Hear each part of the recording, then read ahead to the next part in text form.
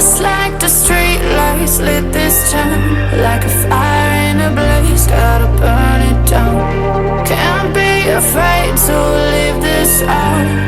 We got this far, don't know how. I see danger in your eyes.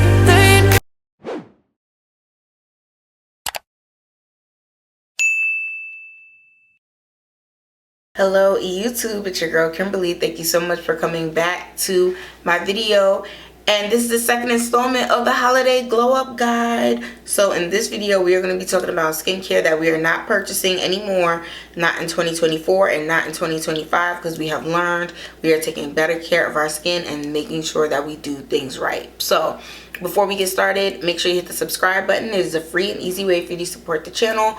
Also, if you like this video, like the video so I know to make more like it, and hit the notification bell if you want to be first to know when I post a new video or when I go live, especially since we're giving them to you in rapid succession this month. You know, we do not want you to miss out, okay? So let's jump right into it. So I did a similar video for this, like makeup we're not buying in 2024, but it's almost the end of 2024, so this is going to go for 2024 and for 2025, just things that are not serving our skin well. So I do have foundation on, so you can't really see it, but I have been on a skincare journey for the last 2 years, really focusing on protecting my skin from the sun, keeping my skin hydrated, addressing my hyperpigmentation and acne markings. As you can see, we got a freshly formed pimple right there in the highlighter, who's trying to hold us down, but we are still going to be cute. So as I look to really prioritize skincare and not just makeup, these are some of the things that I'm just over with. And starting with number one, exfoliators that have physical exfoliants that contain chunks of nutshells in them.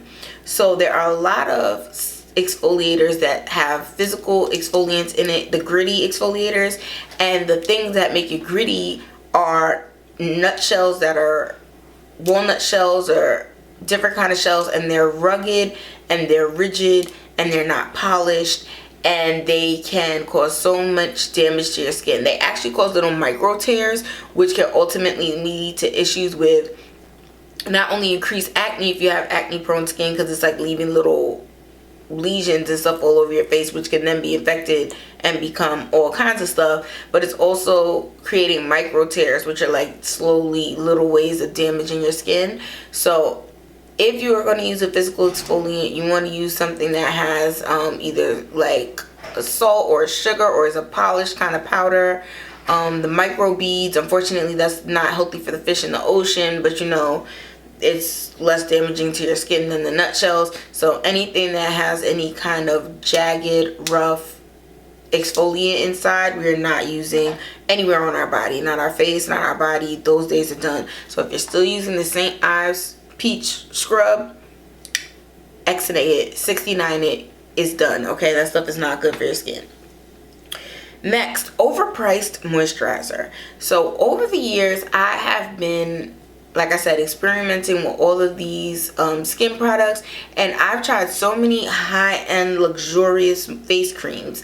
One that I actually love, the Estee Lauder Advanced Night Moisturizer. Like some of these moisturizers that are so luxurious and so thick, but at a certain point, moisturizer is moisturizer.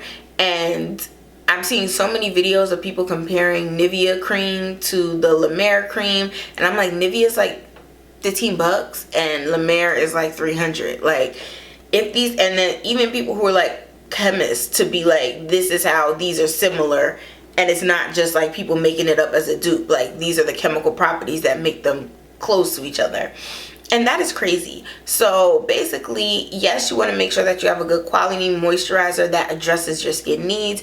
If you have oily skin, perhaps oil free. If you have dry skin, you want to make sure it's nourishing and extra hydrating. If you have acne prone skin, one that is targeted specifically for people who get acne. But once you hit that like $60, $70 price point, that's about as high as you want to go.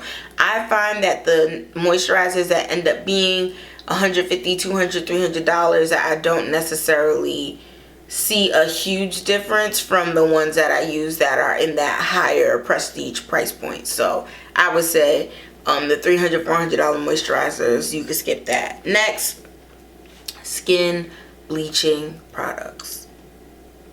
Now, if you're not familiar, skin bleaching products are like the most popular skin product around the world. I love to travel, and oftentimes when I go to Asia, I have to double check skincare products because it'll be like bleaching lip gloss and bleaching face cream, and I just want regular soap. I just want regular lip gloss. I don't want anything bleaching. But that is a huge thing around the world, from the United States to Africa, Asia, the Caribbean. Anywhere where there's people of color, there are people who are trying to make their skin lighter. And bleaching your skin can cause irreparable damage that cannot be fixed. You'll be permanently changed in a way that you can never go back. The integrity of your skin starts to break down, and you experience more sensitivity and other skin challenges as a result of bleaching. It's very dangerous. Do not start.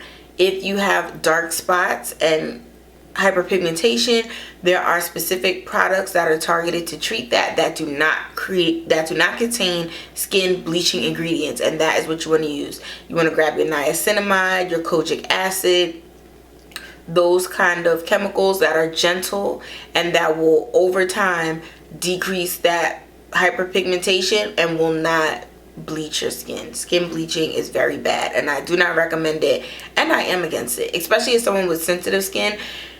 I can't imagine doing something to my skin to make it more sensitive, more compromised, and more act right. Like, it is not worth it. I promise you. You are gorgeous and beautiful just the color you are, okay? Next, we have foot mask in the bag. So there's all these different foot masks where it's like you take your foot and you put it in the bag, and then you strap the bag around your ankle, and it's like a special kind of foot mask. And I personally find that those foot masks aren't any different from the cream foot mask, except they just create a lot of single-use plastic for certain things in the world, you know, medical equipment, syringes, needles. We need single-use plastic for that stuff. So I figure let's decrease some of the single-use plastic that we use for things like foot masks, because that's not a medical need for sanitary reasons. You get what I'm saying?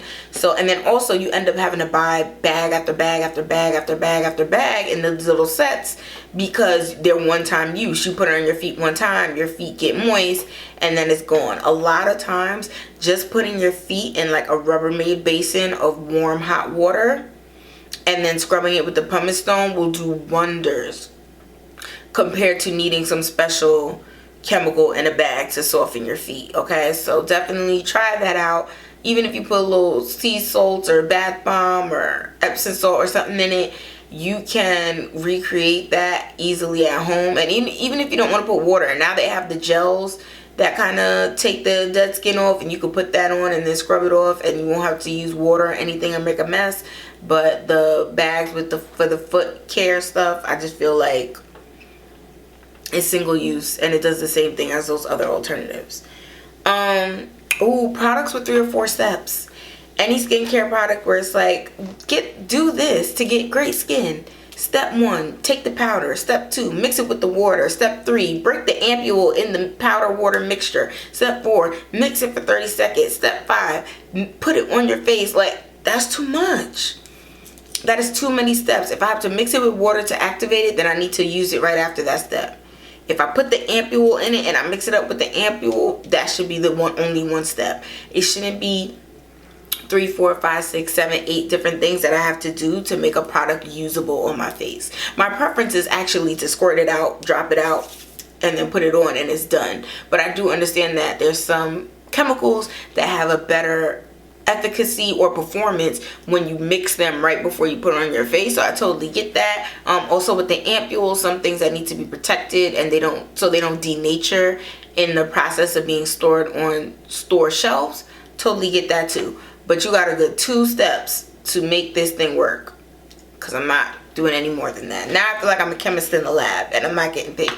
It's too much work. 1 to 2 steps to make a product usable, to apply it to my skin for skincare, and that's it. Skincare sets with all minis. We're done with that in 2024, 2025. In order to find out if a product works for your skin, you need to use it for at least 30 days, right? 30 to 60 days.